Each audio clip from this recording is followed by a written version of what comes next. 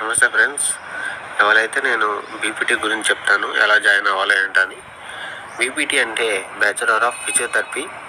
BPT అంటే physiotherapy doctor అనమాట. 10+2లో 50% అయితే రావాలి జాయిన్ అవ్వాలంటే. నీట్ ఎగ్జామ్ అయితే రాయాల్సి ఉంటుంది.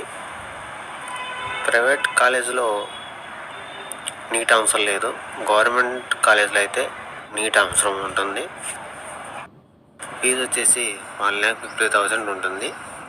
ఫిజియోథెరపీ అయిపోయినాక మనం ఓన్ క్లినిక్స్ పెట్టుకోవచ్చు.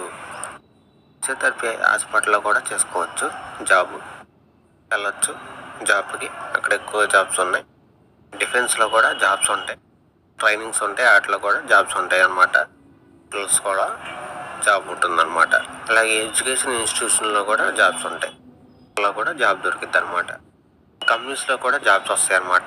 ఏంటంటే ఫిజియోథెరపీ ఎక్విప్మెంట్స్ ఉంటాయి కదా, ఆ కంపెనీలో జాబ్స్ ఉంటాయి అన్నమాట. ఆర్థోపెటిక్ డిపార్ట్మెంట్లో కూడా ఉంటాయి అన్నమాట జాబ్స్. స్టార్టింగ్ శాలరీ వచ్చేసి ఫిజియోథెరపీ వాళ్ళకి పర్ ఇయర్కి 8 lakh to 3.5 lakh అనమాట. ఇయర్కి శాలరీ ఫిజియోథెరపీ వాళ్ళకి 1.8 lakh to 3.5 lakh per year salary వాళ్ళకి. 10 కాలేజీలో ఏ కాలేజీలో జాయిన్ అవ్వాలో ఇప్పుడు నేను చెప్తాను మీకు. కాలేజ్ ఆఫ్ ఫిజియోథెరపీ తిరుపతిలో ఉంది.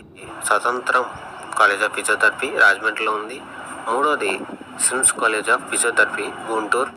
నాలుగోది వచ్చేసి కస్తూరి ఆఫ్ ఫిజియోథెరపీ కాలేజ్ అనంతపురంలో ఉంది.